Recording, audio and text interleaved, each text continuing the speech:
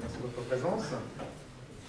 Donc nous avons l'honneur, la chance et le grand plaisir d'accueillir deux intervenants qui pour animer cette demi-journée consacrée au rapport entre le matérialisme et la politique, qui, comme vous allez vous en rendre compte tout de suite, tourne quand même en grande partie autour de la question du marxisme. J'excuse deux intervenants qui sont sur le programme mais qui ne peuvent malheureusement pas être là parmi nous aujourd'hui. Michel Rieux-Sarcey qui a des problèmes de santé et Stéphane Imbert qui est resté 5 minutes hier en gare d'Orléans et qui ensuite, sans rentrer dans les détails, jouait de malchance, enfin de malheur sur malheur, et qui s'excuse de son absence cet après-midi. Donc à ma gauche, Étienne Balibar. Étienne Balibar est professeur émérite à l'université Paris-Ouest Nanterre, Paris 10. Il enseigne également dans certaines universités américaines. C'est un spécialiste reconnu de l'œuvre de Marx, du marxisme, du post-marxisme. Je ne vais pas faire l'inventaire de la totalité de ses ouvrages, qui sont nombreux, à commencer par sa participation à Lire le Capital, sous la direction de Louis Althusser en 1965.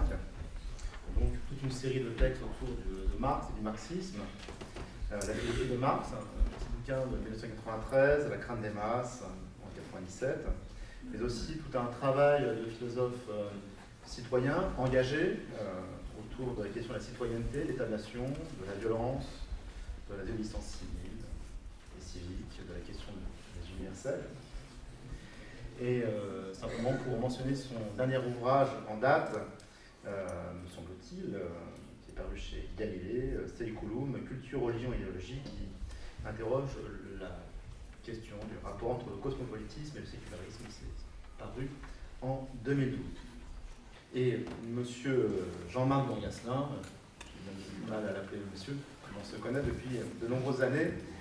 Certains d'entre vous le connaissent depuis un peu moins longtemps que moi dans cette salle. Il est professeur de philosophie en classe préparatoire aux grandes écoles, ici même, au lycée Voltaire.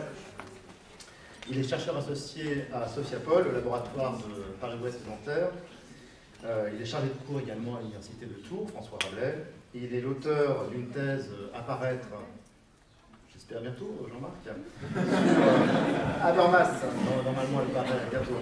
Sur Habermas, une thèse remarquée sur Habermas, remarquée quand même par l'auteur lui-même, dont il s'agit, et d'un ouvrage sur l'école de Francfort qui est sorti en 2011 aux éditions Tel Gallimard.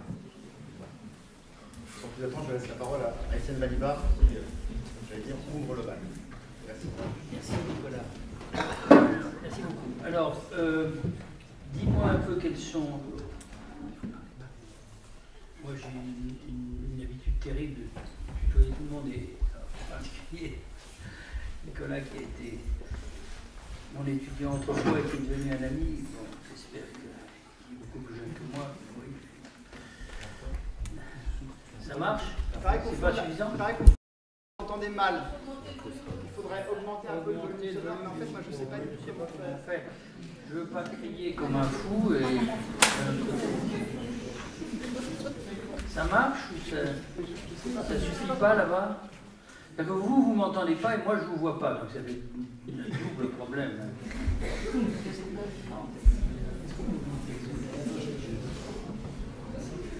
Sûrement pas là-dessus. C'est pas comme ça que ça marche. Non. Il va y avoir une constat quelque part. Bon, bien que j'aime pas trop ça, je vais crier. Donc je voulais remercier les organisateurs, ça marche là, oui, très bien. Je voulais remercier les organisateurs de cette très belle manifestation, de m'y avoir convié, et je voudrais dire tout le plaisir que j'éprouve à me trouver ici cet après-midi devant vous, en compagnie d'amis, d'anciens étudiants, c'est souvent les deux à la fois, et de collègues. Bon. Alors, quelles sont les règles du jeu, Nicolas? On parle une demi-heure à peu près? Une demi-heure, 40 minutes. Hein, une demi-heure. Bon. D'accord, pour laisser le temps d'une discussion. Voilà. Bon, et d'autant plus que, bon, précaution qui n'est peut-être pas inutile, je pense que, en ce qui me concerne, la discussion risque d'être nécessaire, pour ne pas dire indispensable, de façon à lever dans toute la mesure du possible les obscurités ou les imprécisions ou les mystères qui pourraient subsister pour certains d'entre vous dans ce que je vais dire. Vous allez me dire, c'est pas une façon très engageante de commencer, ça veut peut-être dire que vous allez être incompréhensible. Bon, je vais essayer de ne pas l'être, bien sûr, mais j'imagine, sans tromper trop probablement, que dans cette salle, et encore une fois j'en suis très heureux, le degré de connaissance des textes de Marx auxquels je vais faire allusion, puisqu'on m'a demandé de parler spécifiquement de la question du rapport entre Marx, le marxisme et le matérialisme. Donc j'imagine que ce degré de connaissance est très inégal. Et comprenez-moi bien, je trouve ça parfaitement normal. Bon, je ne veux pas dire que il faudrait ou il aurait fallu idéalement que tout le monde ait lu les textes sur Feuerbach, l'idéologie allemande, le Capital et d'autres textes encore.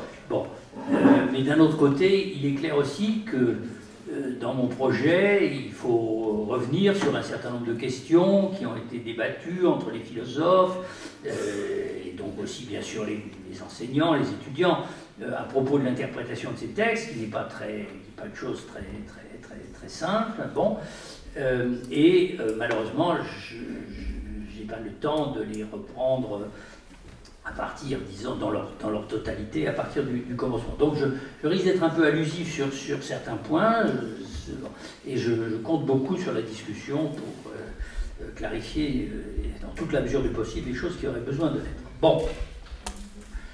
Alors, d'où vient à la fois l'importance et la difficulté d'une discussion à propos des rapports entre Marx et le matérialisme. Alors, pour aller vite, un peu brutalement pour commencer, on pourrait commencer par dire, je corrigerai ensuite, que elle vient du fait qu'entre Marx et les questions que nous, aujourd'hui, comme toujours en philosophie, bien sûr, nous pouvons nous poser à propos du matérialisme, à quoi sert cette notion, qu'est-ce qu'elle signifie, bon, il s'est interposé une espèce d'énorme écran, si vous voulez. Bon. Cette espèce d'énorme écran, c'est le marxisme. Bon. Alors, les choses seraient très simples si on pouvait dire que le marxisme n'a rien à voir avec Marx. C'est ce que Marx lui-même, d'ailleurs, dans une phrase célèbre, toujours répétée, un peu trop peut-être, etc., avait, semble-t-il, essayé de suggérer. On rapporte souvent cette déclaration de Marx qui date des années 1880, la fin de sa vie. Il faut mettre les dates au tableau, c'est peut-être pas complètement inutile. Dans l'intervalle, on pourra situer quelques-uns des textes auxquels je vais faire allusion. Bon, donc, je rappelle, pour ceux qui ne le sauraient pas, ou même pour ceux qui le savent, que Marx était né en 1818, donc vous voyez, très peu de temps après la fin de la grande séquence révolutionnaire européenne, au début de l'époque de la Restauration, dans une ville moyenne très proche de la frontière française, à Trèves, où on parlait beaucoup le français d'ailleurs, pas seulement dans sa famille, mais dans les milieux cultivés en général auxquels il appartenait, ce qui faisait en particulier que Marx était complètement bilingue en français et en allemand, un point très intéressant, très important pour l'interprétation de beaucoup des sources de sa pensée. Il a même écrit un livre entier directement en français, c'est un livre assez célèbre contre Proudhon qui s'appelle Misère de la philosophie, qui a été publié en 1800 un peu plus tard, il était encore très jeune, en 1847, et si vous le lisez, certains d'entre vous l'ont lu naturellement, bon, sachez que c'est Marx lui-même, c'est pas une traduction, c'est Marx lui-même qui l'a écrit en français, et c'est un français magnifique. Mais laissons ce point, autrement on y serait encore demain. Bon. Et donc, il est né en 1818, mort en 1883. Bon. Alors, dans l'intervalle, il se passe beaucoup de choses. Bon. Et alors, vers la fin de sa vie, Marx n'est plus ce penseur isolé, exilé, pas tout à fait inconnu, mais enfin si quand même du grand public, passant ses journées enfermé à l'intérieur de la National Library, de la Bibliothèque nationale anglaise, dévorant des livres d'économie, écrivant des pamphlets politiques, préparant son grand livre de critique de l'économie politique sur le capital. Il commence à avoir une réputation internationale et surtout il commence à être considéré comme l'inspirateur du mouvement socialiste de l'époque. Ça se situe après la grande coupure, une des grandes coupures que marque la Commune de Paris et sa répression sanglante. Il avait beaucoup affecté. Bon. Donc, on peut dire que dans la période suivante, des partis politiques commencent à se constituer un peu partout en Europe, qui sont des partis socialistes, et à l'intérieur de ces partis socialistes, il y a des tendances marxistes plus ou moins influentes, potentiellement hégémoniques pour certains d'entre eux, mais non sans conflit. Bon. En ce qui concerne la France, ce point n'est pas sans intérêt. La tendance marxiste, disons, ou qui se réclame de Marx, c'est pas la tendance de Jaurès, dont on parle beaucoup aujourd'hui, bon, même si Jaurès connaissait très bien Marx et s'en servait, mais c'est celle qui je vais très vite, les historiens trouveront ça un peu cavalier, c'est celle qui se constitue autour d'un personnage lui aussi très important, une des figures fondatrices du socialisme français, Jules Guesde. Bon, et alors donc ils lisent Marx, on a traduit le Capital en 1872, et ils commencent à s'en inspirer. Bon, alors Marx lit ça, et alors vous savez ce que c'est que les auteurs, surtout les philosophes, les auteurs de grands systèmes, ils ne se reconnaissent pas du tout dans ce qu'on écrit. Bon. Et donc, en son nom, et donc il profère cette phrase, qui a ensuite été répétée comme une véritable ritournelle. Ce qui est sûr, c'est que moi, je ne suis pas marxiste. Je ne suis pas marxiste. Bon. Alors, d'une certaine façon, tous les philosophes disent ça. Bon. Alors, je répète, c'est un indice intéressant du fait que la pensée de Marx est une chose, naturellement, qui évolue, bon, et puis le marxisme en est une autre. Bon. Mais je répète, les choses seraient trop simples si on pouvait, comme l'ont espéré souvent, à beaucoup d'époques, les commentateurs de Marx qui proposaient de retourner à Marx, de retrouver le Marx authentique, de l'interpréter justement par-delà toutes les déformations auxquelles il aurait donné lieu. Ça serait trop simple, il n'y avait aucun rapport entre les deux. Bon, parce que non seulement Marx a voulu être l'auteur d'un système, ou en tout cas il a progressivement systématisé sa pensée, il n'a pas refusé toutes les tentatives qu'on faisait pour le tirer dans ce sens, et puis surtout, d'autre part, les marxistes, bon, on pourrait dire que le premier, d'une certaine façon, tout ça aussi, des sujets à discussion, peut-être Isabelle Garot qui est en train de travailler là-dessus, voudra corriger ce que je suis en train de dire ici, était le fidèle compagnon d'armes de Marx, Frédéric Engels, son ami de toujours, avec qui il partageait tout, pas les femmes, mais enfin l'argent, parce que Marx en avait beaucoup besoin, et que Engels en avait plus que lui, bon, et surtout les idées, les engagements révolutionnaires, les espérances de transformation du monde. On va retrouver ce texte dans un instant. Donc Frédéric Engels, il avait presque exactement le même âge que lui, il était né lui en 1820, dans la grande bourgeoisie industrielle allemande, il avait renié sa classe, il était devenu révolutionnaire dans les années 1840. Donc Frédéric Engels, d'une certaine façon, est le premier marxiste. Bon. C'est lui qui systématise, et c'est lui qui invente, ou quasiment, parce qu'il y a des petites nuances de terminologie qui ne sont pas fondamentales, des expressions qui sont ensuite devenues justement les pierres d'angle, on pourrait dire, les points d'appui, les assises de ce qui s'est appelé le marxisme, en particulier ces deux notions sur lesquelles je vais revenir, le matérialisme historique. Bon, les puristes diront que ce n'est pas tout à fait dans ces termes-là, mais l'idée y est. Le matérialisme historique et le matérialisme dialectique. Très étrange ce besoin de redoubler, de qualifier 2 fois de suite le matérialisme pour arriver à approcher de ce que Marx voulait faire justement avec tout ça. Bon. Donc ça commence avec lui, mais évidemment ça ne s'arrête pas, ça continue, et surtout ça continue après la mort de Marx à ce moment-là. Bon. Et puis il se crée les organisations que vous savez, à la fois nationales et internationales. La première internationale, la deuxième internationale, celle des partis socialistes de la fin du 19e et du début du 20e siècle, existe toujours, d'ailleurs, je crois, officiellement. Bon.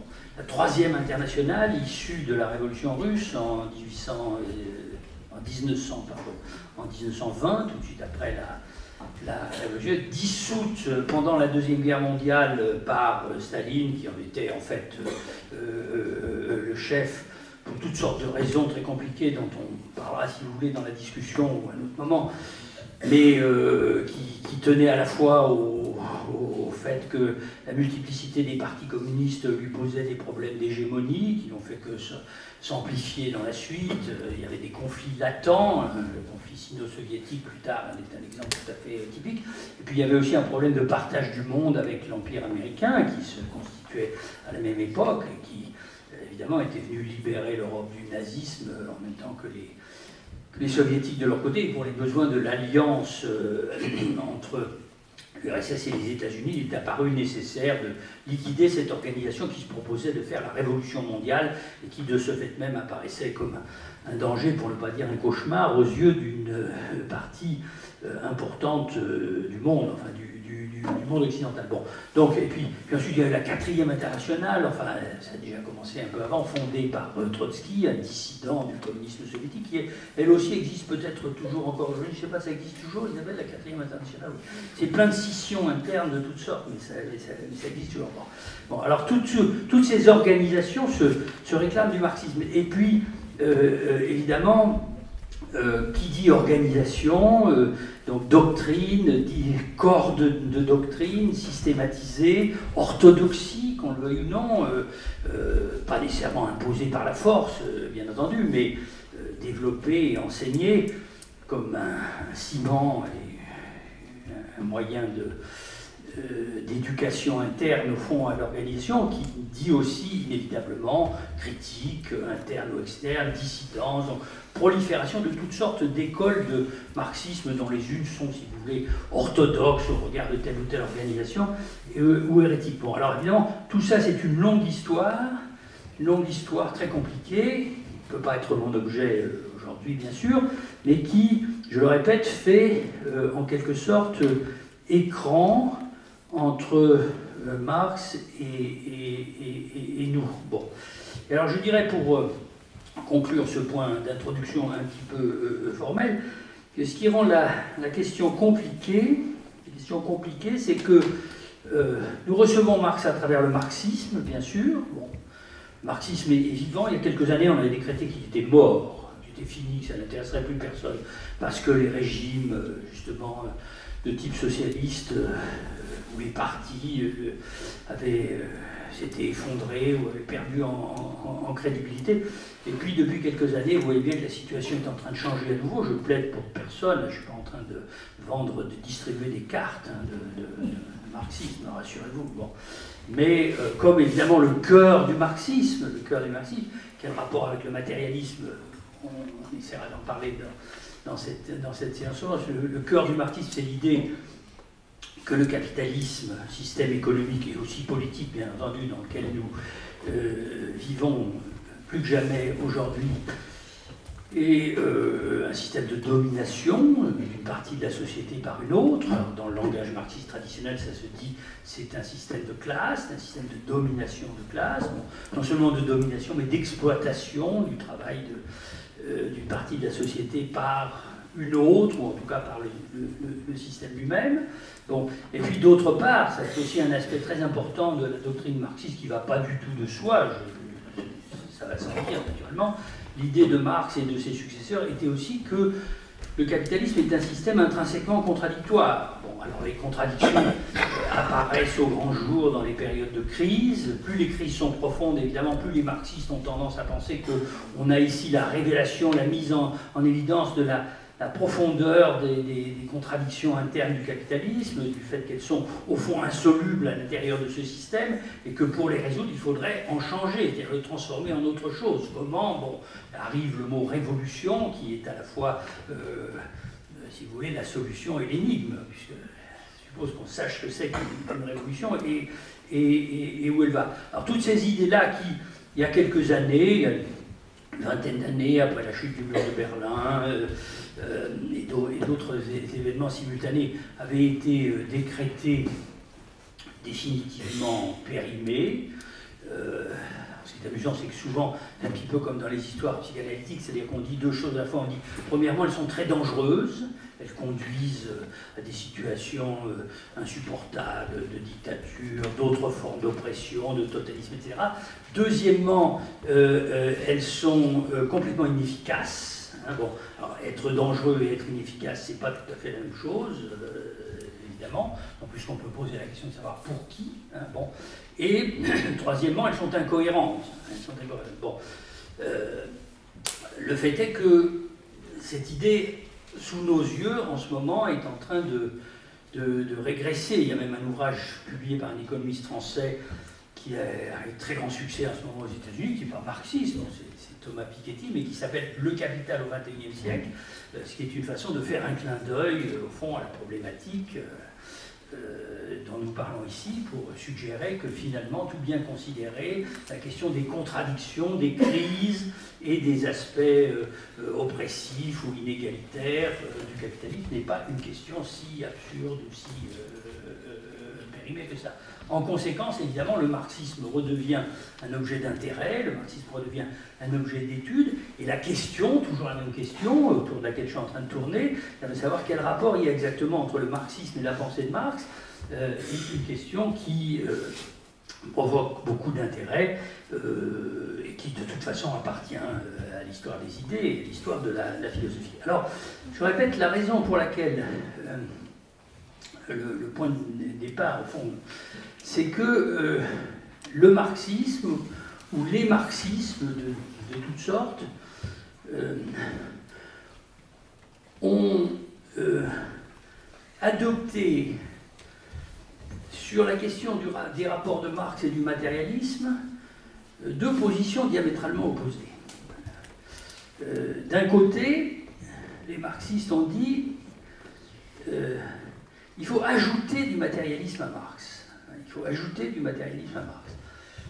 Ce qui est une façon de suggérer, si vous voulez, que, évidemment, la pensée de Marx a un caractère matérialiste, ou s'enracine dans la tradition matérialiste en philosophie, je vais revenir sur ce point dans un instant, mais ou bien elle ne va pas jusqu'au bout, elle n'est pas suffisamment conséquente, ou bien ça reste implicite, ou bien toutes les conséquences, précisément, n'en sont pas tirées. Bon.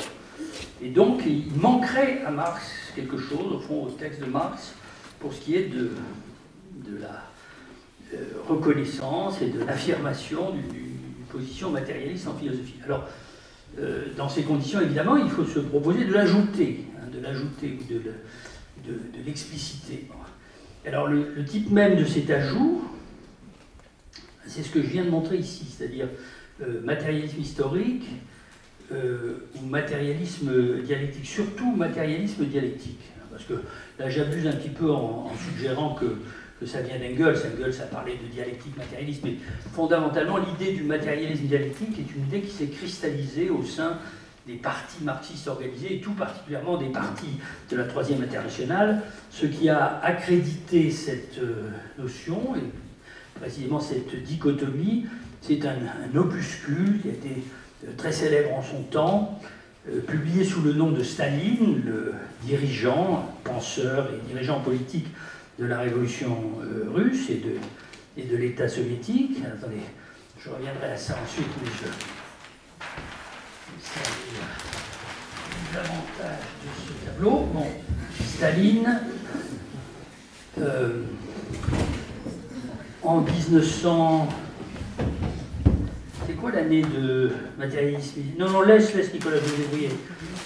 L'année de matérialisme historique et matérialisme dialectique, j'ai ça quelque part, voilà. J'ai ça quelque part dans mon petit bouquin, mais j'ai pas les lunettes qu'il faut sur le nez. C'est 1938, c'est bien ce que je pensais. Bon. Donc Staline, 1938, publie un petit opuscule qui s'intitule précisément Matérialisme historique. Je vais résumer ça comme ça, matérialisme historique et matérialisme dialectique. Bon. Et alors, bon, c'est pas lui qui l'avait écrit, enfin, je dirais, Staline n'était pas du tout un imbécile en philosophie, bien au contraire. Mais il avait fait travailler un groupe de philosophes sous sa direction. Ça jouait un rôle très important dans les luttes de pouvoir à l'intérieur du communisme et de l'Union soviétique de l'époque. C'était une façon, au fond, de canoniser le marxisme et d'en faire une philosophie officielle. Qui a été la philosophie officielle du mouvement communiste pendant plusieurs décennies. Aujourd'hui, c'est très difficile d'imaginer ce genre de circonstances. Naturellement, il y a des phénomènes analogues dans l'histoire des idées et dans l'histoire des institutions politiques.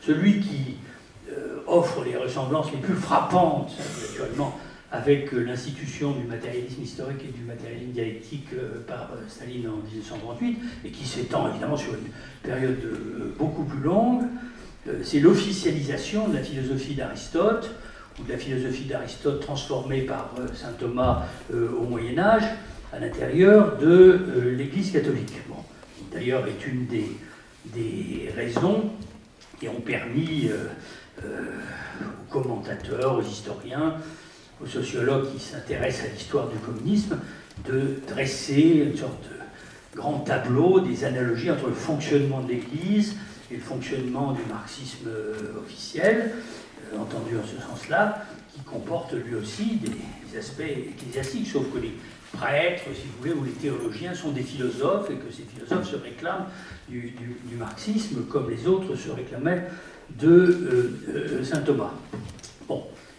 Ce point est très important, mais ce qui est très frappant aussi, c'est que, à une époque plus récente, après la Deuxième Guerre mondiale, beaucoup de philosophes marxistes qui se voulaient critiques, en fait, et qui l'étaient, de cette forme, de cette façon d'officialiser le marxisme pour en faire la philosophie officielle d'une organisation et le moyen de sa discipline interne, sont restés néanmoins très attachés à l'idée de la distinction du matérialisme historique et du matérialisme dialectique, et en particulier à l'idée du matérialisme dialectique. Je vais en donner un seul exemple, j'espère pas vous ennuyer, ce n'est pas des anecdotes, hein, c'est une façon de mettre en place le tableau du débat, montrer pourquoi c'est compliqué. Bon, moi-même, j'ai été, dans ma jeunesse, l'élève, l'ami, le collaborateur d'un philosophe marxiste dont le nom est encore connu aujourd'hui, Louis Althusser. Et Nicolas avait la gentillesse, il y a un instant, de rappeler que j'avais participé sous sa direction avec d'autres, Jacques Rancière, Pierre Macheret, des gens qui ont mon âge, à peu près aujourd'hui, mais ils sont encore là, bon, à la rédaction de cet ouvrage collectif, commentaire de l'œuvre de Marx, et en particulier du Capital, intitulé « Lire le Capital », qui avait paru en 1965, en même temps que le recueil des articles d'Althusser pour Marx, lui aussi paru en 1900, dans les années immédiatement précédentes, et rassemblé pour être publié la même année. Et alors, ce qui est très intéressant quand on se reporte à ces textes d'Althusser, c'est qu'on voit qu'Althusser, comme beaucoup d'autres marxistes, bon, chacun à sa façon, on va peut-être parler ici de l'école de Francfort, qui de ce point de vue est une exception, enfin, je veux dire, ne va pas dans le même sens, mais je laisse à mon collègue le soin de présenter les choses comme il le souhaitera. Bon. Comme beaucoup d'autres marxistes, même critiques, même très critiques du stalinisme, Althusser était très attaché à cette idée, à l'idée que le marxisme est constitué de deux sciences, comme disait là. D'un côté, une science de l'histoire, et puis de l'autre, une science philosophique. Ça, c'est plus étrange, évidemment, le matérialisme dialectique, quelquefois présenté comme la science des lois les plus générales de la pensée, ou la science des principes d'interprétation de la nature en général. Bon. Et par conséquent, il en tenait mordicus, si j'ose dire, pour l'existence et la nécessité du matérialisme dialectique. Bon.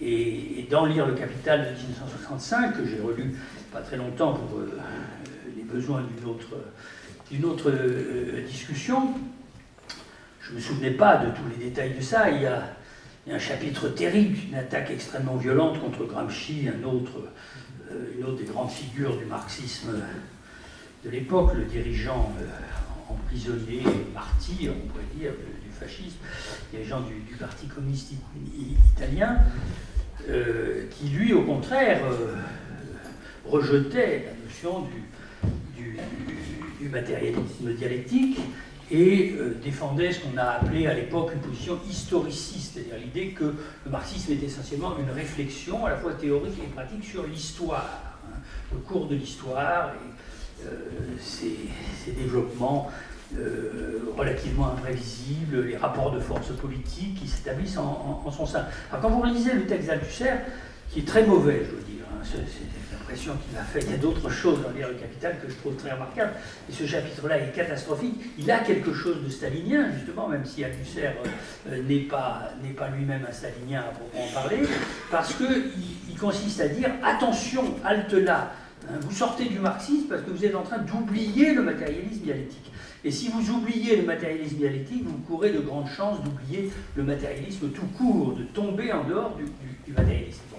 Mais le même Althusser, un peu plus tard, hein, je donne ça comme exemple de trajectoire, le même Althusser, un peu plus tard, après des vicissitudes complexes dont je vous épargne le détail, et surtout d'ailleurs dans des textes posthumes qui ont été publiés après sa mort, mais qui font aujourd'hui l'objet de beaucoup de discussions, qui suscitent un très grand intérêt, a fini par déclarer ce que beaucoup d'autres avaient dit avant lui dans la tradition marxiste, c'est-à-dire qu'il serait temps de se débarrasser du matérialisme dialectique, parce que l'idée même du matérialisme dialectique est une idée qui fait corps, au fond, avec un certain usage du marxisme, qui est un usage dogmatique, hein, qui est un usage de parti, hein, ça veut pas dire que tout usage de parti est inévitablement dogmatique, mais il y a quand même une tendance très forte, en tout cas dans les partis qui se mettent à fonctionner un peu comme des petits appareils d'État. Et le matérialisme dialectique, l'idée même du matérialisme dialectique, c'est une façon de transformer la philosophie de Marx en instrument justement de discipline, de mise au pas, on pourrait dire, de la pensée des militants et des hommes qui cherchent dans le marxisme leur propre voie d'émancipation. Donc débarrassons-nous du matérialisme dialectique, bon, qui est au fond le ciment de cette dérive du marxisme vers une philosophie d'État ou de quasi-État, comme une philosophie de parti. Alors on cite à nouveau Marx, bien entendu, on se souvient que Marx a dit « ce qui est sûr, c'est que je ne suis pas marxiste », et on traduit ça sous la forme « ce qui est sûr, c'est que le matérialisme dialectique n'a rien à voir avec moi, avec ma pensée, hein, moi, Marx. » Bon. Mais que fait Althusser à ce moment-là? Bon, on pourrait se dire restons-en là, le matérialisme dialectique étant trop. Hein, bon. Donc, revenir au marxisme sous sa forme originelle et authentique, d'une certaine façon, c'est pas lui ajouter comme ça un supplément de marxisme, de matérialisme. Or, c'est ce que fait Althusser. Hein, c'est ce que fait, et c'est d'ailleurs une des choses qui, aujourd'hui, suscite, et pour des raisons qui, encore une fois, ne sont pas du tout stupides, l'intérêt des lecteurs. Il dit remplaçons, je simplifie, mais c'est ça que ça veut dire, bon, remplaçons l'idée du matérialisme dialectique par une autre idée du matérialisme, qu'il appelle le matérialisme aléatoire, et dont il va chercher les sources philosophiques dans une longue tradition, un peu discontinue, un peu subversive, un peu souterraine, comme dit un de ses textes qui a été beaucoup commenté, c'est-à-dire qui émerge en pointillé de temps en temps dans l'histoire. Alors ça commencerait avec les matérialistes de l'Antiquité, Épicure, Lucrèce, etc. Ça ressurgirait à l'époque de la Renaissance, en particulier chez Machiavel, ou bien dans les interstices de certains grands textes, l'histoire de la philosophie, par exemple, le deuxième discours sur l'origine de l'inégalité de Rousseau. Chez Spinoza, ça c'est une grande question compliquée. Et finalement, avec Marx, bien que sous une forme non parfaitement visible, et que donc il faut mettre en évidence. Et moi je suis tenté de dire ici, c'est pas pour taper sur mon vieux maître, hein, bon, pour montrer où Gilles a discuté, c'est que d'une certaine façon, Althusser continue de penser, si vous voulez, que Marx, sans doute, est un philosophe matérialiste, mais qu'il faut lui ajouter, pour que ça devienne évident, et pour qu'on comprenne en quel sens, un discours plus explicitement et plus systématiquement matérialiste, un discours philosophique, une forme de matérialisme philosophique. Simplement, avant, ça s'appelait le matérialisme dialectique, et c'était fondamentalement destiné, au fond, à expliquer que l'humanité va inévitablement vers le communisme, hein, que l'avenir, les lois de l'histoire sont les lois d'une nécessité qui conduit vers la société sans classe, alors qu'aujourd'hui, dans sa nouvelle version, dans le matérialisme aléatoire, le mot dit bien ce qu'il veut dire, c'est une façon de suggérer qu'il n'y a pas de loi de l'histoire, ou si vous préférez, que la loi de l'histoire, ou la transformation des choses, la transformation du monde, c'est une contingence radicale, c'est-à-dire que ça peut virer dans un sens ou dans l'autre, et qu'il n'y a jamais de nécessité au fond. Les choses dépendent peut-être de hasard et surtout d'action, d'initiative dont la forme n'est pas d'initiative révolutionnaire, dont la forme n'est pas déterminée par avance. Mais notre supplément de matérialisme est toujours là. Bon alors, ça va être un peu long parce que j'ai presque épuisé mon temps de parole dans les préliminaires, mais c'est pas grave, il y a d'autres orateurs après moi, heureusement. Bon, alors je dirais, il y a aussi l'autre possibilité, hein, c'est celle qui consiste de la part des gens qui sont marxistes ou qui se veulent marxistes à dire il faudrait débarrasser Marx du matérialisme. Il faudrait débarrasser Marx du matérialisme. Donc, non pas lui ajouter quelque chose qui manquerait chez lui, mais en quelque sorte le purifier ou l'épurer, une espèce de scorie, si vous voulez, de scorie qui subsisterait à l'intérieur de sa pensée pour des raisons soit subjectives, personnelles, soit liées à la conjoncture. Et au fond, fondamentalement, on en parlera sûrement plusieurs fois cet après-midi, au fait que la pensée de Marx s'était formée à l'intérieur d'une atmosphère philosophique, d'un milieu de pensée philosophique, qui était celui de l'Allemagne intellectuelle et politique du début du XIXe siècle, de la période de la Restauration, était l'hégélianisme. Et l'hégélianisme, donc, la descendance, la continuation de la pensée du grand philosophe Hegel, auteur de la phénoménologie de l'esprit paru en 1807, et surtout, pour ce qui nous intéresse ici, de la philosophie du droit publié en 1820. Bon. Pardonnez-moi d'être un petit peu historien comme ça, mais ça aide à fixer les idées. Bon. Or, Hegel était mort en 1831, donc Marx n'avait pas pu être l'élève de Hegel directement. Et si j'ose dire, il avait été superlativement. Bon.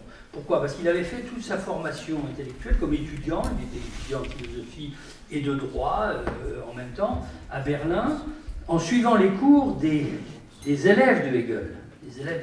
Les élèves de Hegel répétaient, commentaient, développaient le texte de Hegel lui-même, en particulier celui de la philosophie du droit de 1820, qui est une théorie de l'État. Une théorie de l'État, des rapports entre l'État et la société, ou comme on dit dans le texte de Hegel, la société civile, donc aussi l'économie, l'opinion publique, etc. Bon. Et donc c'est dans ce milieu que Marx a été formé. Bon. Et à tort ou à raison, il a cru, il a partagé à un certain moment, je simplifie beaucoup, l'idée que Hegel était fondamentalement un philosophe réactionnaire, ou un philosophe conservateur. Bon. Il a dit le contraire ensuite, il a dit il y a un noyau révolutionnaire dans la pensée de Hegel, c'est justement la dialectique, il faut le dégager, etc. Mais le système de Hegel fonctionne, alors non pas au service d'un parti, comme je disais tout à l'heure, mais au service de l'État, hein, au service de la construction de l'État prussien, ou plus généralement de l'État bourgeois moderne, qui est un État qui a des côtés libéraux, mais qui a aussi des côtés autoritaires, et qui de toute façon est destiné à encadrer, à construire les instruments juridiques et politiques qui maintiennent le rapport de classe et les formes de l'exploitation. Or, ce système conservateur, au service de la reproduction de l'État, etc., se désignait lui-même, et tout particulièrement chez ses disciples, comme un idéalisme, et même plus précisément comme un idéalisme absolu. Bon. Alors, qu'est-ce que ça veut dire, idéalisme absolu? Bon. Idéalisme, ça veut dire, évidemment, il faut prendre les mots au pied de la tête, au pied de la lettre,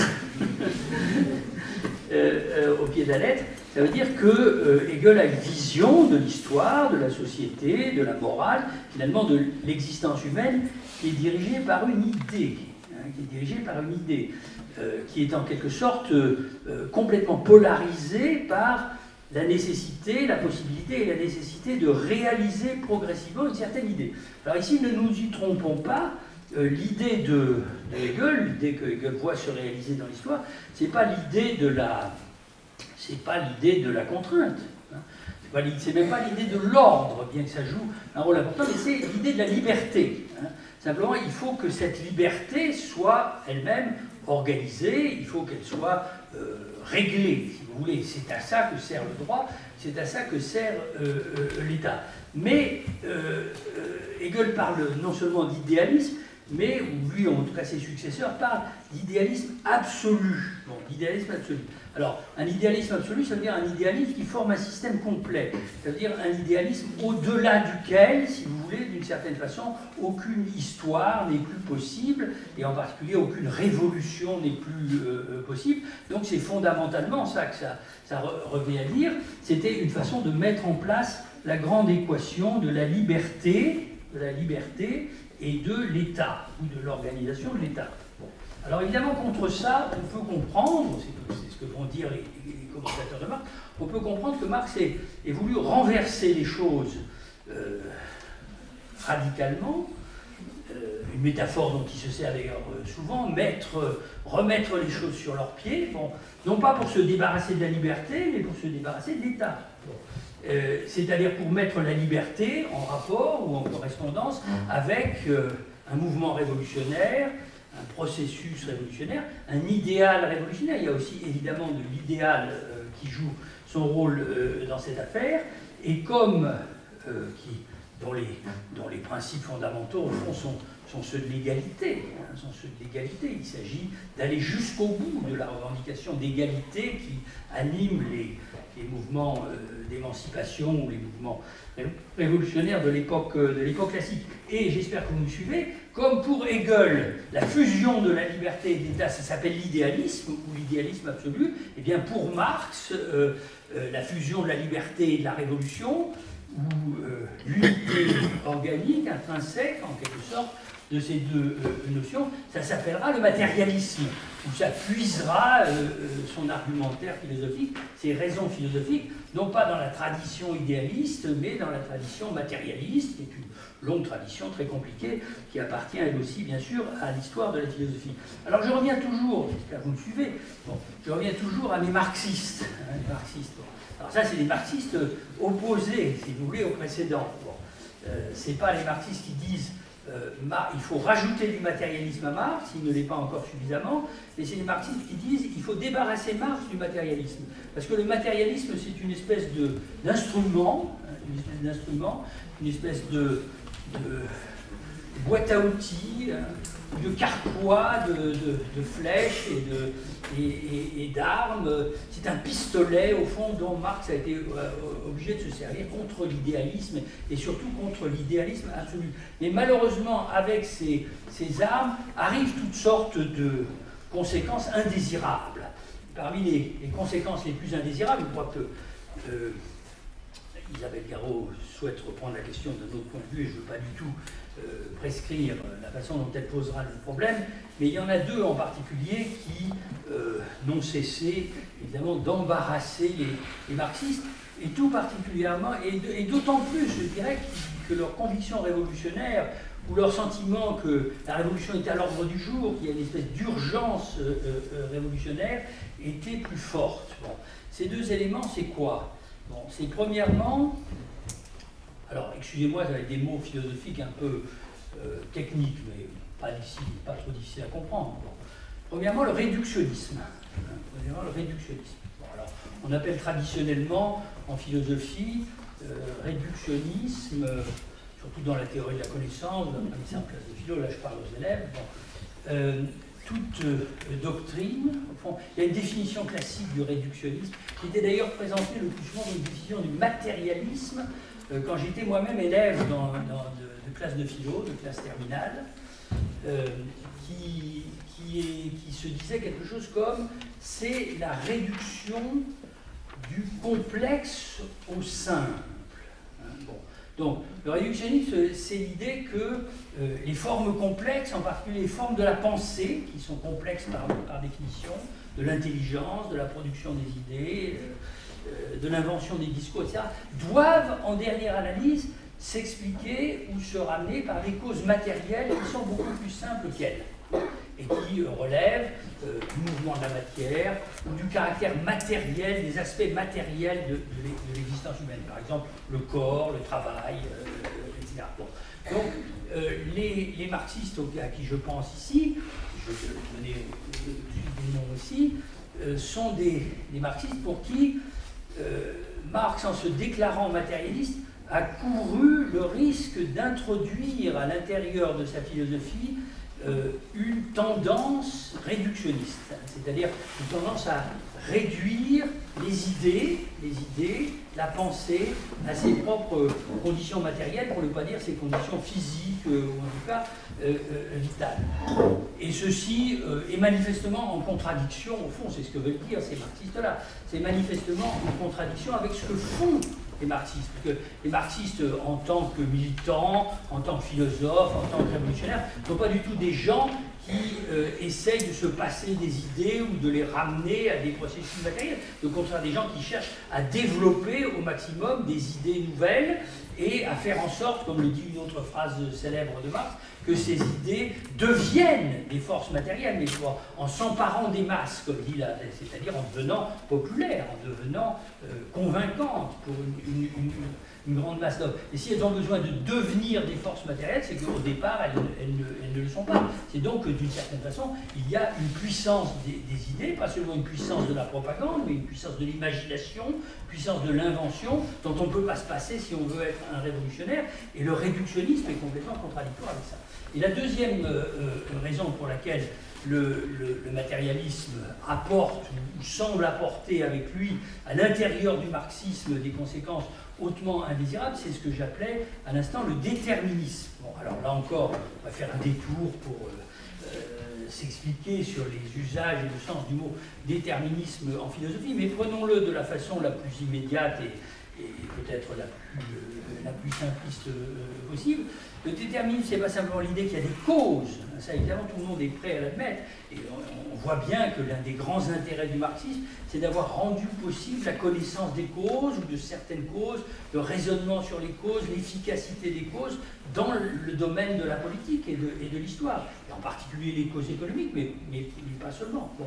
Tandis que le déterminisme, évidemment, c'est quelque chose de plus, c'est Laplace avec son système du monde, ou bien ce sont les grandes lois d'évolution de la matière et de la vie que les savants du XIXe siècle avaient cru pouvoir identifier, qui prescrivaient en quelque sorte par avance le cours du développement, le cours de l'histoire, en direction d'une fin qui est comme préfiguré d'avance dans ses propres conditions de possibilité. Alors ça, dans le cadre de la politique et du problème de l'exploitation, de la lutte des classes, des crises du capitalisme, tel que le marxisme voulait l'étudier, ça avait pris la forme suivante et elle n'a pas complètement disparu. Bon, elle ressurgit périodiquement.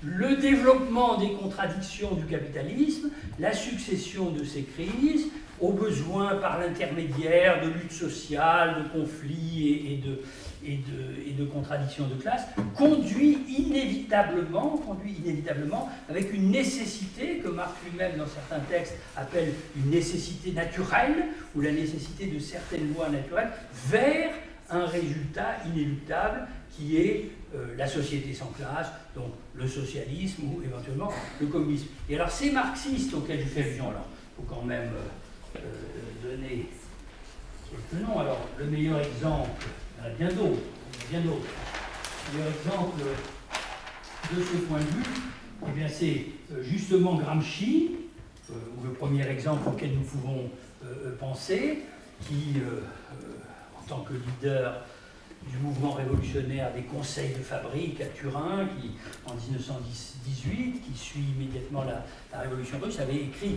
un article célèbre qu'on cite aussi tout le temps. C'est presque aussi souvent cité que la phrase de Marx qui est sûre, c'est que je ne suis pas marxiste. Bon, ça veut dire la même chose d'ailleurs, à certains égards. Un article avec un titre étrange de la part de quelqu'un qui se réclamait de Marx, intitulé « La révolution contre le capital ». Mais attention, c'est le capital en italique, c'est-à-dire ça ne veut pas dire nous faisons la révolution contre les capitalistes ou contre le système capitaliste, ça, évidemment ça va de soi, c'est ce qu'il pensait faire et qu'il espérait réussir. Mais nous faisons la révolution contre le capital, c'est-à-dire nous faisons la révolution au sens de Marx contre le livre de Marx, ou puis également contre les conséquences, les interprétations déterministes qui ont été tirées de la lecture de ce livre. Et pourquoi? Parce que ce que nous sommes en train d'éprouver, et tous les moments révolutionnaires dans l'histoire font cette expérience à nouveau, bien sûr, ça avait été le cas de la Commune de Paris, le cas des révolutions de 1918, etc., c'est le cas de mai 68, c'est le cas du printemps arabe, c'est à petite ou à grande échelle, que ça réussisse ou que ça ne réussisse pas, sont évidemment des espèces de surgissement de la volonté, de l'initiative, des moments de libération par rapport aux lois apparemment fixes de l'histoire, qui ont pour effet soit de faire bifurquer le cours de l'histoire dans une autre direction que celle qu'elle est en train de suivre, soit même tout simplement d'accélérer ce qui autrement risquerait de ne jamais se réaliser. Bon. Alors évidemment ceci conduit tout naturellement de proche en proche, quelqu'un comme Gramsci, là encore je simplifie, on pourrait ajouter Sartre, hein, évidemment, qui est plus proche de nous, dans le Sartre de la période où il se veut marxiste, mais là, j'ai à ma droite quelqu'un qui connaît Sartre beaucoup mieux que moi, qui m'a appris à le lire à une certaine époque quand il était mon étudiant, donc qui m'a ramené en tout cas à sa lecture. Bon, Sartre était très monté, se disait marxiste, hein, ne cessait de citer en particulier une phrase tout aussi célèbre du début du 18 Brumaire de Louis Bonaparte, les hommes font leur propre histoire, mais ils ne la font pas indépendamment des conditions dans lesquelles ils se trouvent situés, non pas pour se revendiquer du matérialisme de Marx, mais au contraire pour s'en débarrasser, soustraire le matérialisme pour retrouver, si vous voulez, l'inspiration révolutionnaire, je n'irai pas jusqu'à dire libertaire, mais en tout cas l'idée centrale du marxisme. Et l'idée centrale du marxisme de ce point de vue, aussi bien pour Gramsci que pour Sartre, ce n'est pas la matière ou la matérialité des conditions de l'histoire ou des rapports sociaux dont est fait l'existence humaine, mais c'est ce que Marx lui-même, dans un très grand texte de Genève, très connu, qu'on lit beaucoup dans les classes de philosophie, et d'entre vous le connaissent, naturellement, à juste titre, datant de 1845, revenons en arrière, datant de 1845, un vrai tableau, c'est plus commun. Donc, datant de 1845, connue sous le nom de thèse sur Feuerbach. La thèse sur Feuerbach avait appelé la praxis. La praxis, ou la praxis révolutionnaire, c'est-à-dire l'action collective des hommes, plus précisément des classes, ou des classes sociales, ou des masses, dont le mouvement, dont l'initiative est susceptible de, alors, expression magnifique, un peu métaphysique, il faut bien le reconnaître, de transformer le monde. Cette célèbre dernière thèse sur Feuerbach, les philosophes jusqu'à présent n'ont fait qu'interpréter le monde de différentes façons. Ce dont il s'agit, c'est de le transformer. Donc vous voyez ici, l'idée de praxis est brandie, je m'arrête. L'idée de praxis est brandie par certains marxistes, par une partie de la tradition marxiste, contre cet élément de matérialisme qui subsisterait à l'intérieur de la pensée de Marx et qui risquerait de l'entraîner finalement à l'opposé de ses propres objectifs révolutionnaires. Bon, j'ai l'impression que j'ai déjà dépassé la totalité de mon temps de parole, non? Alors, je vais ajouter, je vous embête pas trop, j'espère. Vous n'êtes pas obligé de dire non. Bon, alors, comme vous voyez, j'ai des monceaux de papier devant moi, mais ça fait rien parce que les autres vont expliquer mieux ce que j'aurais mal. Bon, alors, je vais ajouter une seule chose. Et puis je m'arrêterai là. Je disais, les choses seraient simples si Marx était en dehors du coup. On pourrait dire les choses de ce genre. Mais justement, ça n'est pas le cas. Alors, j'ai beaucoup réfléchi à la question de savoir comment on pourrait simplifier ou présenter de façon pédagogique, si vous voulez, le fouillis terrible, il faut bien l'admettre, peut-être parce que je n'ai pas assez bien compris, mais le fouillis terrible que constitue la question du matérialisme dans l'œuvre de Marx. C'est de ça que j'aurais dû parler, mais bon. Alors, je suis arrivé à la proposition suivante, je la livre et puis après on... Chez Marx, il y a deux matérialismes au moins. Il y a toujours deux matérialismes. D'ailleurs, ce qui est très intéressant, c'est que, on en reparlera peut-être tout au long de ce colloque, il est impossible de ramener la notion de matérialisme à une signification unique. Surtout pas par l'intermédiaire de l'idée ou de la thèse que les matérialistes ou les philosophies matérialistes sont les philosophies qui prennent la matière pour principe ou qui considèrent que tout est matériel. Parce que ça ne fait que décaler le problème. Je pense que vous avez eu des physiciens ou des biologistes qui vous ont parlé de ça. Ça ramène à la question de savoir qu'est-ce que c'est que la matière. Et de façon très intéressante, il n'y a pas de définition simple ou de définition unique ou univoque de la matière. Alors naturellement, on peut dire la matière, c'est ce qu'étudient les physiciens. Bon. Et si on dit la matière, c'est ce qu'étudient les physiciens, là encore, on repousse la question d'un cran, parce que plus la physique se développe, plus l'idée de la matière proposée par les physiciens devient elle-même complexe, pour ne pas dire contradictoire. Et puis surtout, on laisse de côté, tout ce que la physique n'explique pas, ou qu'elle n'explique qu'incomplètement, ou donc elle n'explique qu'une partie. Que ce soit la vie, ou que ce soit la culture, ou que ce soit l'histoire, ou que ce soit la politique. Et de ce point de vue, Althusser, dont j'ai eu l'air de dire un peu de mal tout à l'heure, a quand même proposé à un moment donné, quand il s'est occupé de la question de l'idéologie, une thèse philosophique, une proposition philosophique très importante. Il avait calqué, bien sûr, sur vieille proposition de la tradition philosophique. Aristote avait dit l'être est une notion équivoque qui s'entend en plusieurs sens. Alors Althusser a copié ça et il dit la matière est une notion équivoque qui s'entend en plusieurs sens. Bon. Donc il y a plusieurs sens de l'idée de matière, et si on rattache le matérialisme à la matière comme à sa référence, il y aura plusieurs sens du matérialisme. Bon.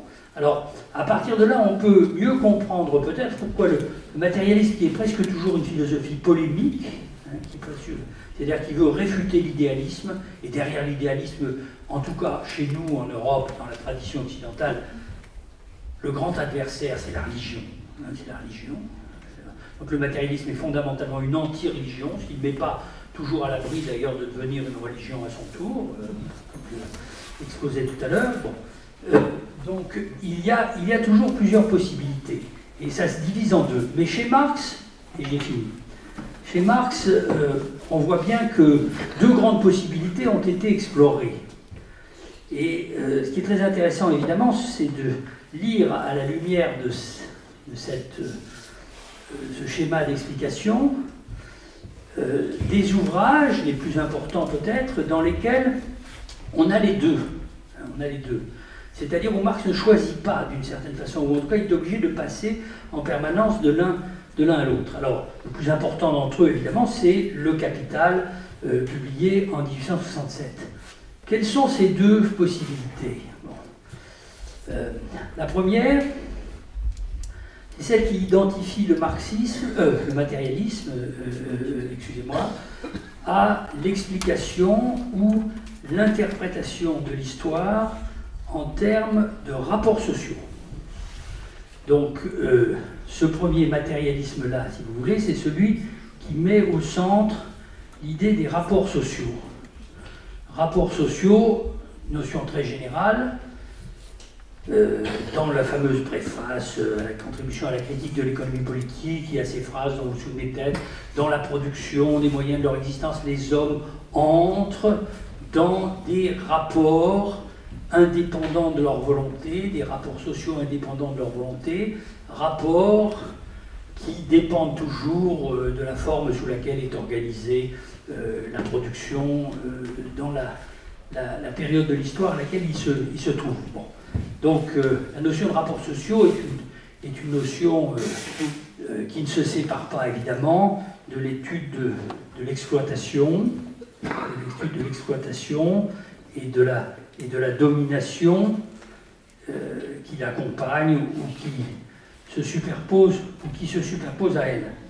Et le point important, évidemment, dans cette référence, c'est que les rapports sociaux ne coïncident pas nécessairement et même pas fondamentalement avec l'idée que les hommes s'en font. Ou que nous, qui leur sommes soumis, nous nous en faisons. Donc nous les représentons d'une certaine façon. Ça, c'est une représentation imaginaire ou idéologique comme ça. Mais il y a une réalité des rapports sociaux qui n'est pas la même chose que leur idée. Et surtout qui n'est pas la même chose que leur représentation, on pourrait dire leur représentation officielle. Tout ça vient bien entendu de la grande dichotomie que Marx avait héritée de Hegel, qui organise le monde dans lequel nous vivons en termes dualistes. D'un côté l'État, éventuellement l'État élargi à l'idéologie, au droit, à tout le système des représentations idéales, et de l'autre la société. Bon. Donc au fond ce que Marx a voulu dire, j'entre pas dans les détails, qu'il a voulu dire dans cette première orientation, c'est être matérialiste, c'est ramener toutes les représentations, toutes les formes de conscience, la culture, le droit, à une sorte de base réelle ou matérielle qui est constituée par la société elle-même. Bon. Le deuxième matérialisme qu'on trouve chez Marx, c'est un matérialisme du travail. Alors évidemment, entre les deux, il y a un rapport qui est constitué de façon bien connue par le fait que le travail auquel Marx s'intéresse particulièrement, ce n'est pas du tout une chose innocente, hein, ça. Le travail auquel Marx s'intéresse particulièrement, c'est le travail productif. Et le travail productif, c'est le travail qui, comme disent plusieurs passages du Capital, produit deux choses à la fois.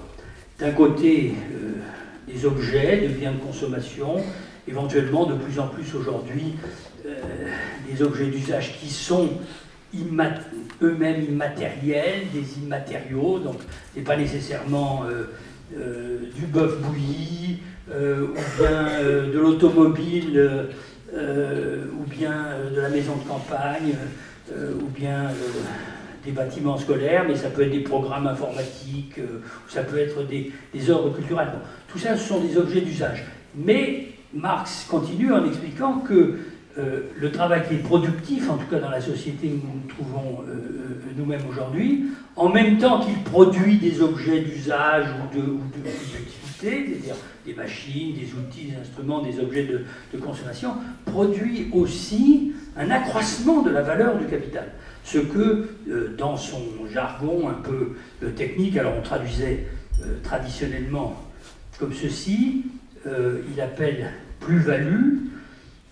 Le mot allemand qui a été traduit de cette façon est un mot Mehrwert, et il y a quelques années, moi-même et d'autres, sous la direction du grand traducteur de Hegel et de Marx dans notre génération en France, Jean-Pierre Lefebvre, nous avons proposé de changer cette traduction et d'appeler ça la survaleur pour faire percevoir le lien intime qu'il y a entre cette augmentation de la valeur du capital avancé et d'autre part le phénomène même de l'exploitation que Marx appelle le surtravail. Je dis bien ce que ça veut dire. Mais qu'on parle de survaleur ou de plus-value, de toute façon il s'agit de la même chose. Donc il s'agit d'une production double. Bon.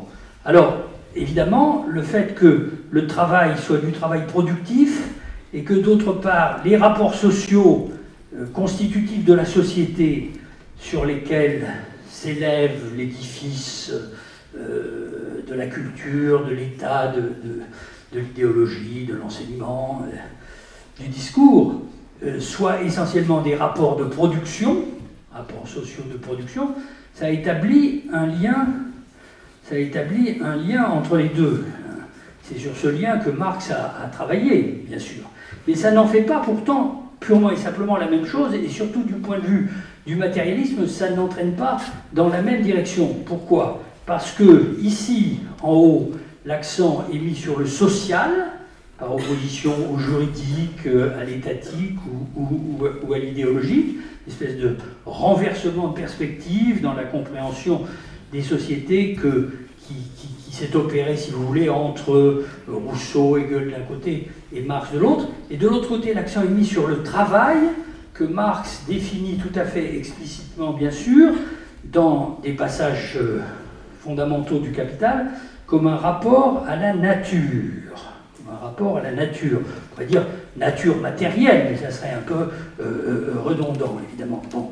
Et Marx prononce même à ce sujet, je cite de mémoire, une phrase particulièrement importante, qui est souvent citée. Il dit « Dans le travail, en tant que le travail est un rapport à la nature, une transformation de la nature, l'homme se comporte, les hommes, se comportent par rapport à la nature comme étant lui-même une force matérielle, comme étant une force naturelle, comme étant lui-même une force naturelle. » Donc, d'une certaine façon, ici, le matérialisme, ce qu'il y a de matérialisme ici, est fondamentalement ancré, je dirais, dans ce rapport primordial du travail à la nature. Et on peut même mieux comprendre de cette façon, ça se discute bien sûr, pourquoi, de façon anthropologique, si vous voulez, Marx accorde ce privilège au travail. C'est parce qu'il pense que par le travail, les hommes sont en rapport avec la nature, alors qu'ils ne le sont pas de la même façon par le langage, ou par la sexualité, ou par toutes sortes d'autres aspects de leur personnalité et de leur individualité qui se font aussi ce que nous appelons l'homme ou la nature humaine. Ça se discute. Je ne dis pas du tout que ça soit vrai. Et j'expose la position de Marx. Donc l'accent est mis sur la nature. Et les problèmes qui se posent, évidemment, ils sont d'une brûlante actualité aujourd'hui, c'est des problèmes, par exemple, du type suivant, auquel Marx fait lui-même allusion dans le Capital. Est-ce que le travail, le travail productif, sous sa forme capitaliste, est une espèce de transformation incessante de la nature, qui fait que la nature est aussi une histoire, mais qui la préserve ou qui lui donne de nouvelles configurations, ou bien est-ce que ça comporte un aspect destructif? Alors on voit bien que Marx a beaucoup résisté à l'idée que le travail pourrait ne pas être simplement une utilisation productive de la nature au service des besoins de l'homme, mais aussi une destruction de la nature, bien qu'il l'ait indiqué quelque part. En tout cas, ça, ce sont les problèmes du matérialisme du travail dans la philosophie de Marx. Alors que de l'autre côté, la nature, on en fait abstraction. On en fait abstraction. Ce qui intéresse cet autre matière, l'indice de matérialité, si je veux dire, le genre de matière auquel on averse, c'est pas la nature.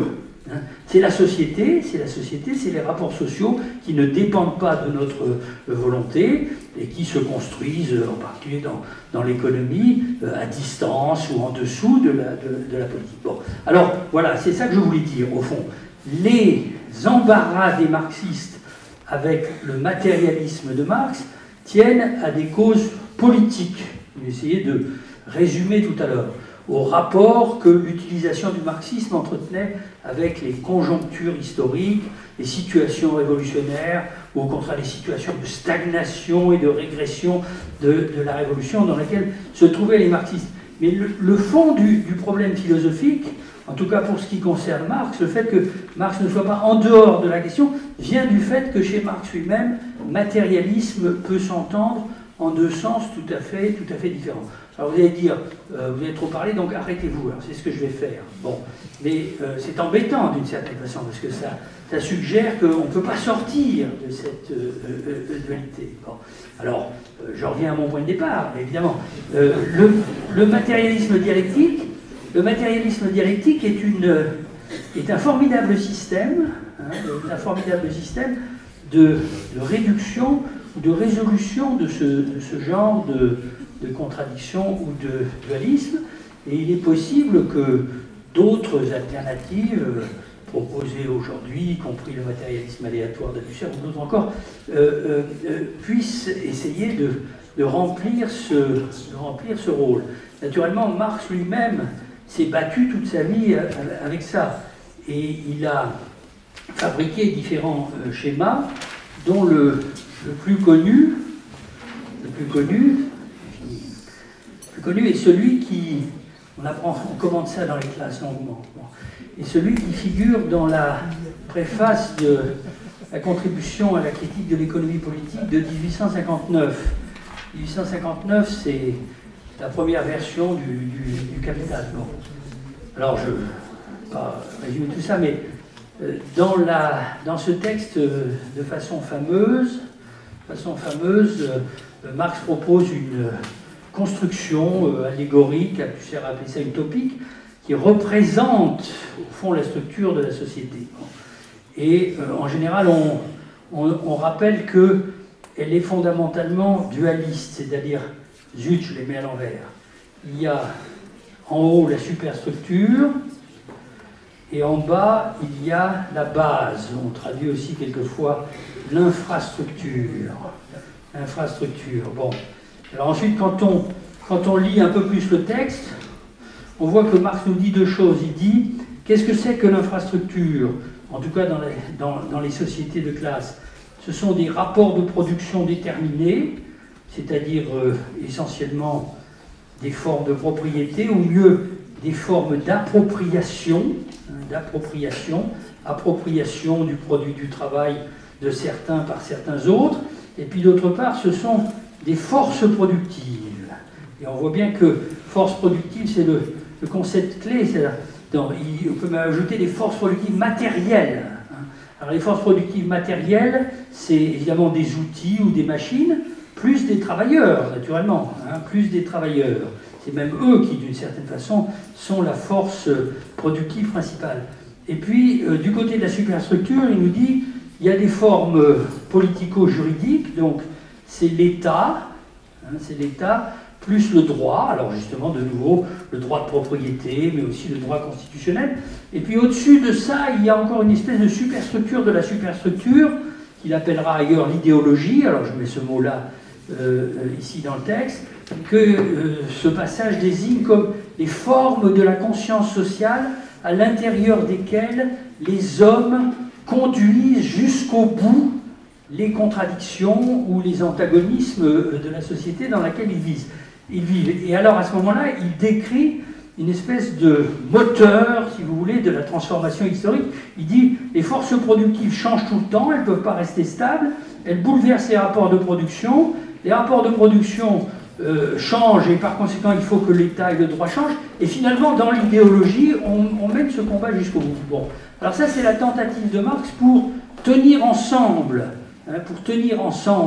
les deux aspects du matérialisme auxquels je faisais allusion tout à l'heure. C'est une grande construction philosophique, évidemment, une grande construction intellectuelle.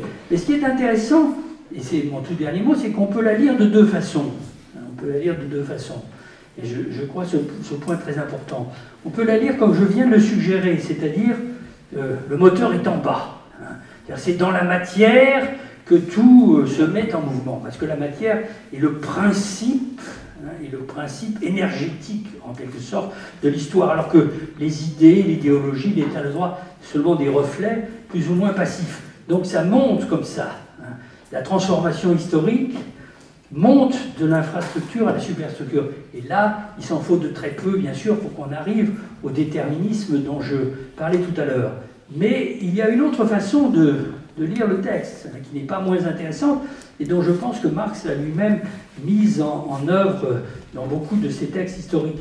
Ça consiste à regrouper, puisque vous voyez qu'il y a 4 éléments, ça consiste à les regrouper 2 à 2, bien sûr, mais autrement. Bon, en disant, et je vais employer le langage de la politique de l'époque, il y a le centre.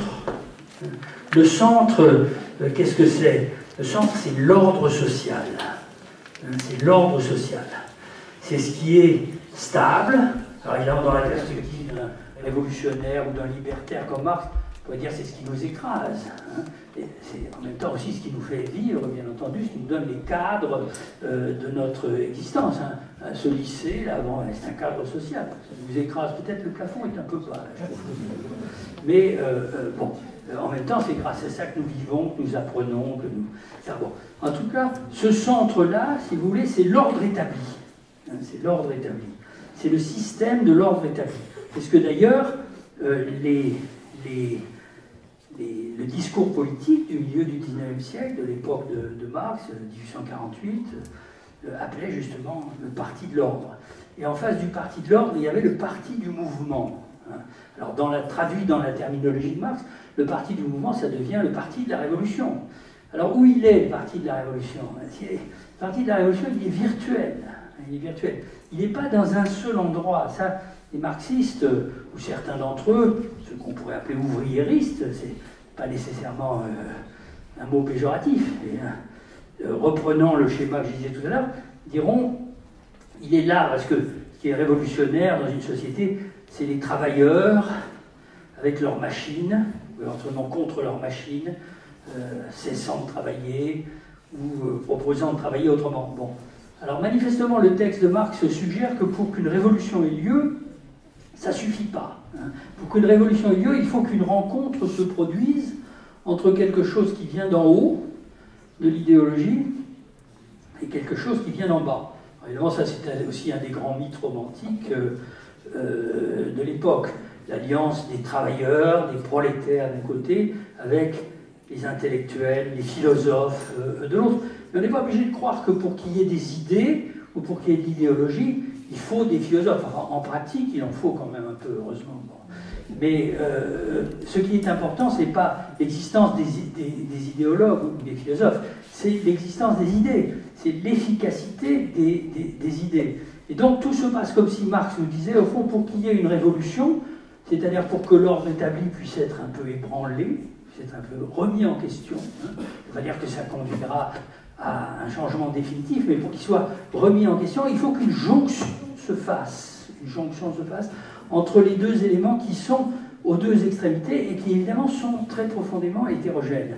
Alors l'un d'entre eux est matérialiste dans le sens ordinaire du terme, je serais tenté de dire, ou le deuxième des sens que j'évoquais tout à l'heure, parce qu'il est lié au travail, très profondément. Au travail, au rapport avec la nature, au contact avec la nature, au conflit, on pourrait dire, permanent des forces du travail avec la nature. Et l'autre est d'une certaine façon idéaliste, évidemment, par définition, puisque c'est l'efficacité des idées. Et pourtant, ce que Marx appelle matérialisme, dans cette autre lecture du même schéma, c'est la rencontre ou la fusion des deux. Alors c'est ce que j'évoquais tout à l'heure en disant les idées qui s'emparent des masses deviennent elles-mêmes des forces matérielles. Bon, je m'excuse, j'ai été véritablement interminable, et donc je vous remercie très vivement de votre attention.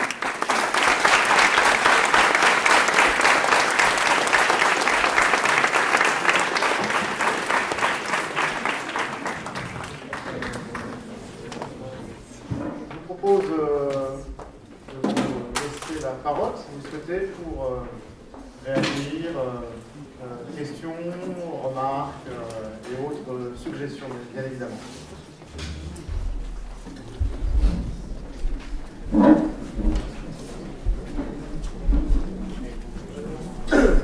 Bonjour. Donc quand j'étais au lycée, mon petit philo, d'ailleurs c'était vous, pendant 2 ans, m'a dit que justement il y avait une véritable pensée hegelienne qui était indépendante, qui n'était pas forcément exactement celle de Marx. Donc par exemple, il a coécrit le manifeste du Parti communiste, mais ce n'était pas tout à fait la même pensée. Engelsienne. J'ai entendu hegelienne. Oui, j'ai mal prononcé. Engelsienne. Et ma question que j'ai, ce serait quoi la différence entre Engels et Marx? Merci. Est-ce que une autre question? Une série? Oui.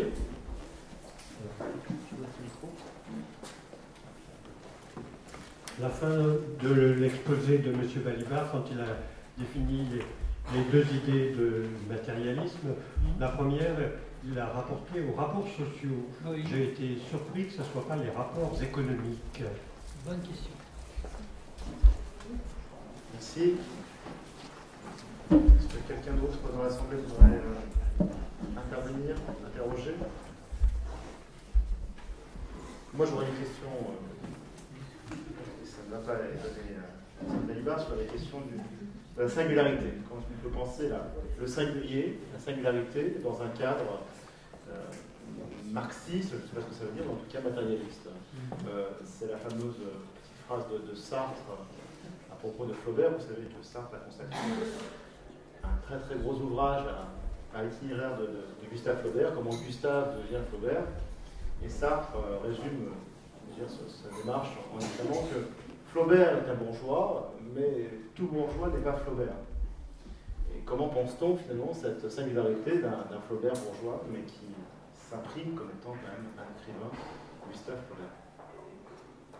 Engels est un personnage très intéressant, historiquement, intellectuellement et moralement. Bon. Un jour, on lui a posé la question, justement. Bon. J'enjolive un peu, enfin je reconstitue, mais pour de savoir pourquoi il s'était mis au service de la pensée de son ami. Bon. Et il a répondu Marx était un génie, nous autres, tout au plus des talents, quelque chose comme ça. Hein. Bon. C'est évidemment une façon de se déprécier un peu, enfin bon.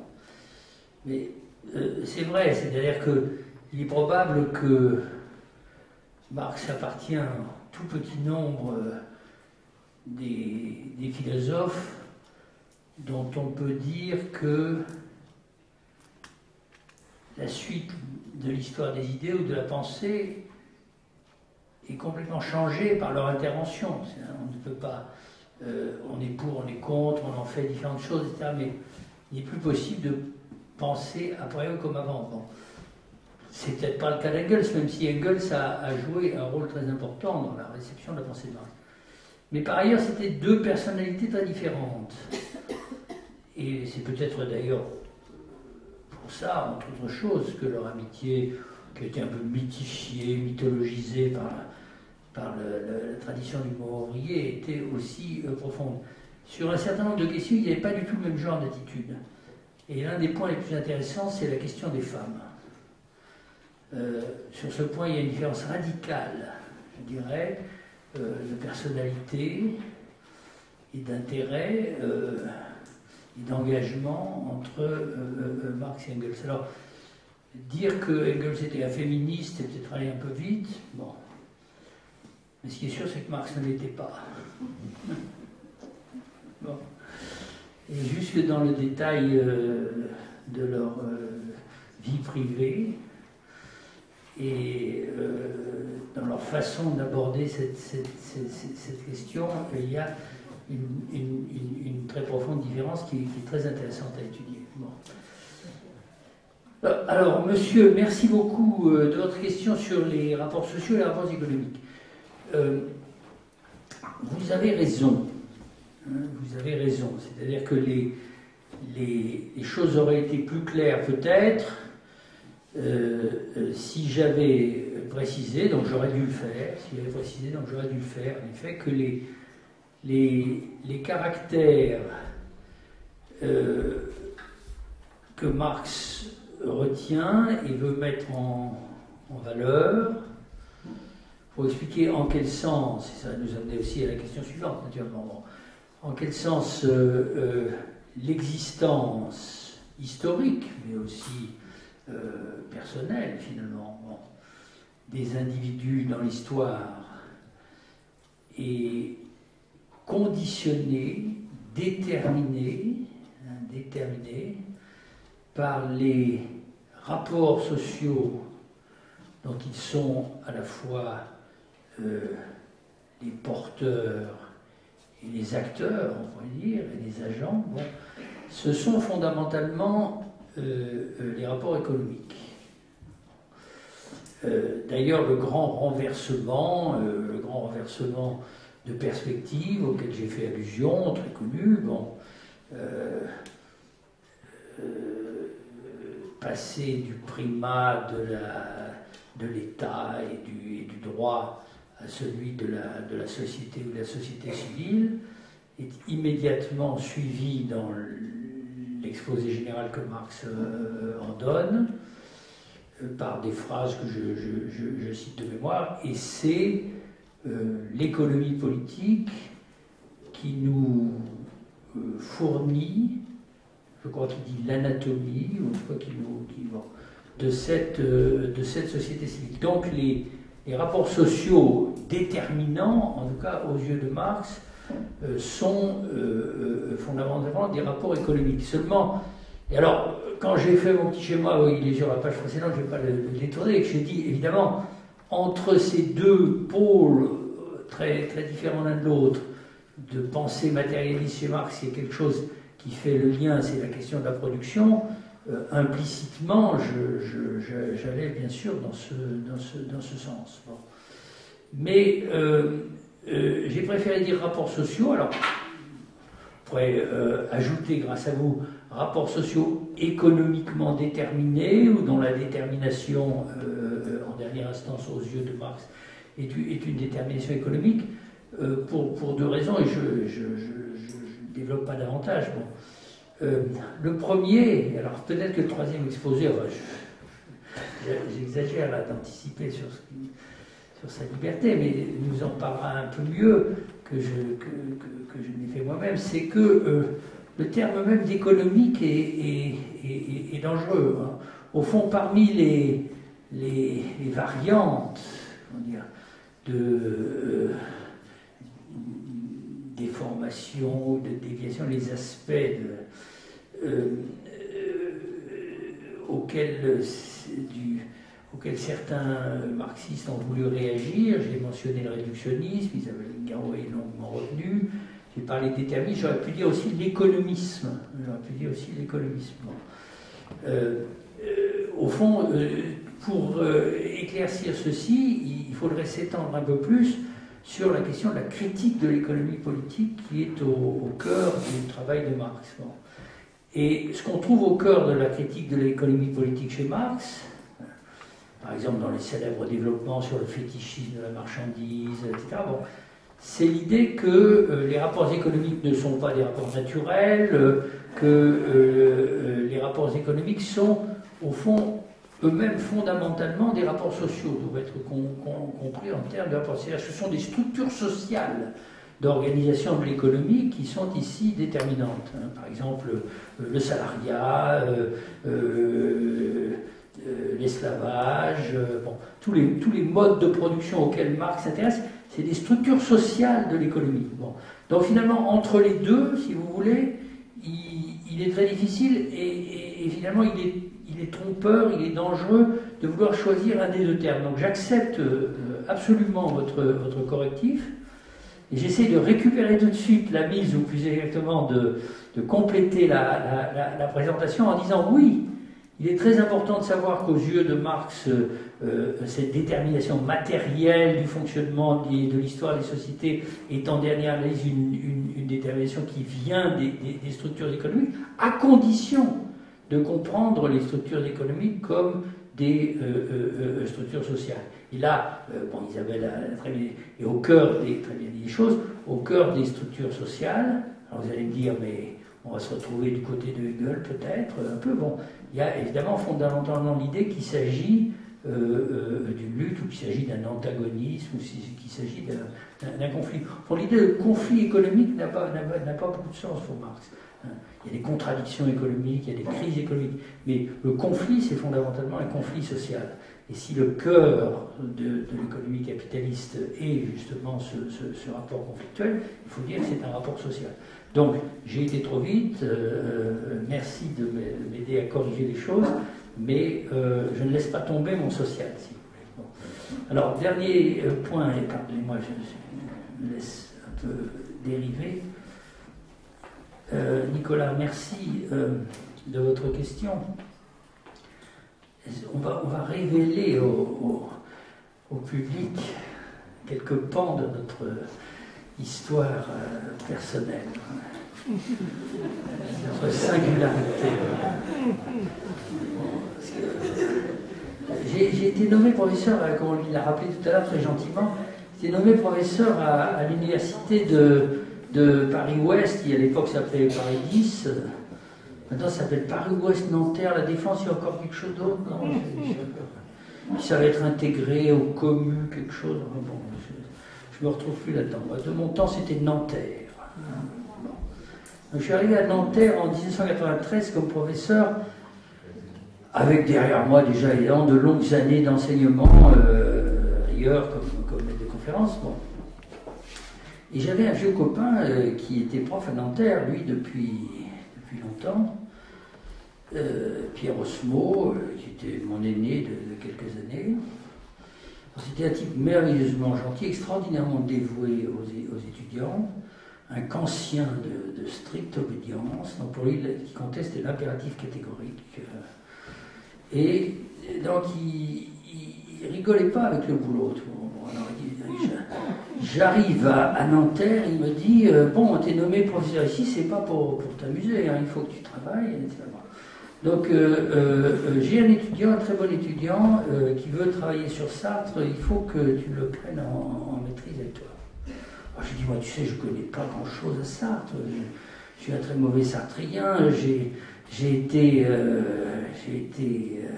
l'élève d'Althusser, qui a tort ou a raison, a tort en fait, évidemment. Lui, il le connaissait bien, mais seulement nous, on croyait que parce qu'Althusser était contre les positions de Sartre en philosophie, ça veut dire qu'il n'était pas nécessaire de le lire. Bon, alors évidemment, c'est pas tout à fait vrai. Enfin, c'est vrai, je ne me sentais pas tout à fait à l'aise. Alors, il me colle Nicolas entre les mains, si j'ose dire. Et alors, moi, je vous corrigerai ce qui n'est pas vrai. Hein, bon. Donc, je dis à Nicolas, il est probable que vous en savez plus que moi sur Sartre. Je ne savais pas à quel point c'était vrai. Bon. À la fin de l'année, Nicolas m'apporte un mémoire de maîtrise, comme j'en ai eu, je ne sais pas, 2 peut-être dans ma carrière, ou 3. Hein. Je dis, c'est vraiment un texte magnifique sur Sartre. Et grâce à lui, évidemment, je me suis mis à lire Sartre plus attentivement, que je l'ai relu. J'ai relu d'un autre œil. Bon. Et au cœur de son intérêt, je vois qu'il n'a pas quitté, il y avait cette question de la singularité. Et il avait dirigé mon attention vers 2 textes de Sartre, de dimension évidemment tout à fait inégale. L'un, c'est les normes Flaubert auxquelles tu viens de faire allusion, et l'autre, c'est un tout petit texte. Mais alors, un de ces textes, comme on rêve toujours que les philosophes en écrivent, c'est-à-dire un texte qui est à la fois court, brillant, et même étincelant, et éclairant, je dirais. Bon.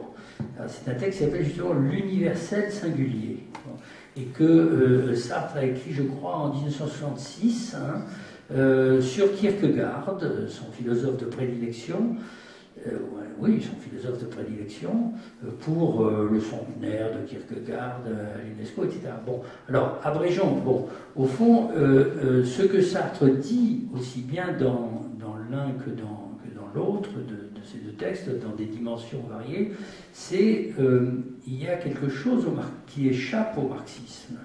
Qui échappe au marxisme sous sa forme classique, aussi bien que sous les formes plus ou moins reconstruites ou développées des marxistes qui lui ont suggéré. Et ce quelque chose, c'est justement la singularité, pas la particularité de l'individu, mais la singularité de l'individu, ce qui fait que chaque individu est au fond quelque chose d'unique, en quelque sorte, dans l'histoire du monde. Alors naturellement, il pourrait y avoir des marxistes qui penseraient que ça, c'est une représentation mythique, idéaliste, voire religieuse, évidemment à cause du contexte de Kierkegaard. C'est-à-dire que ça vient, au fond, de l'idée qui est au cœur de la théologie chrétienne, non seulement que Dieu a créé dans l'idée, naturellement, pas par une action génésique, par injection de spermatozoïdes, mais par création, création surnaturelle. Chacun d'entre nous, d'une façon unique, de façon à pouvoir sauver chacun d'entre nous, de façon unique, de façon à s'adresser à chacun. Mais en réalité, c'est non seulement une question philosophique incontournable, mais c'est une question philosophique qu'on peut même essayer de traiter d'une façon matérialiste. Bon. Or, il est certain que sur ce point, il n'y a pas de réponse chez Marx. Bon. Alors, ce qui est intéressant dans la façon dont Sartre traite la question, si on prend les deux exemples de textes dont je discutais à l'époque, je suis sûr qu'il en parle très bien dans ses cours ou par écrit ou ailleurs, bon, c'est que, me semble-t-il, Sartre cherche dans deux directions, je ne dis pas incompatibles, hein, vous allez croire que c'est une manie chez moi, mais qui ne s'engagent pas exactement de la même façon. Dans le Flaubert, Sartre, et je trouve ça tout à fait fascinant et très intéressant pour aujourd'hui, Sartre se pose la question de savoir ce que c'est qu'un bourgeois. Et ce qui fait qu'un bourgeois, ou la société bourgeoise, la société des bourgeois, n'est pas purement et simplement la même chose que un capitaliste. Je pense de plus en plus à cette question parce que souvent, comme je suis vieux, maintenant on me pose la question, les jeunes comme vous ou d'autres me posent la question, en quoi le monde dans lequel vous avez vécu, par exemple à l'époque de 68, était-il différent de celui dans lequel on vit aujourd'hui? Et j'ai tendance à répondre, c'est un peu brutal, c'est un peu vite, bon, nous avons vécu dans un monde bourgeois, vous vivez plus que jamais dans un monde capitaliste, hein. Mais vous ne vivez plus dans le monde bourgeois au sens où la bourgeoisie avait surgi comme un style, je dirais, hein, comme un style de formation de la personnalité qui s'imposait non seulement aux gens qui avaient beaucoup d'argent, bon, mais même à ceux qui n'en avaient pas. Bon. Aujourd'hui, ce qui règne, c'est le fric, c'est la consommation, pas la même chose que la culture bourgeoise. Bon. Et alors, ce qui intéressait par-dessus tout Sartre, évidemment, parce qu'il en sortait et qu'il voyait en Flaubert une sorte de figure en miroir des questions qui se posaient à lui-même, c'est comment fait-on, hein, c'est un peu la question du malaise de la civilisation, c'est-à-dire comment est-ce qu'on s'arrange, au fond, avec les normes, avec le style de la vie bourgeoise quand on est conditionné par elle. Et dans le texte sur Kierkegaard, évidemment, il pose de façon beaucoup plus directe la question de la subjectivité. Or, paradoxalement, Marx ne s'est pas beaucoup intéressé ni à l'une ni à l'autre de ces deux questions.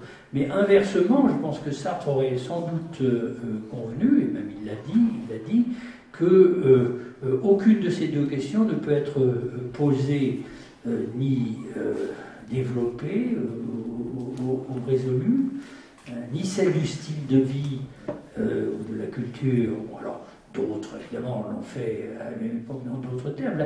L'école de Francfort, dont on va parler maintenant, c'est poser ces questions à sa façon, très profondément. Là, on parle ni la question de la subjectivité, ni la question indépendamment, évidemment, de la structure, je dirais, hein, de la structure que Marx étudiait et qui était, comme on vient de le rappeler, celle des rapports de production, donc du salariat, de l'exploitation capitaliste, ou bien celle du fétichisme de la marchandise, une des choses dont on n'a pas eu le temps de parler, mais qui serait très importante de ce point de vue. Donc, je serais, c'est peut-être déjà ce que je t'avais dit à l'époque, je m'en souviens plus, bon, ou ce dont nous avions discuté.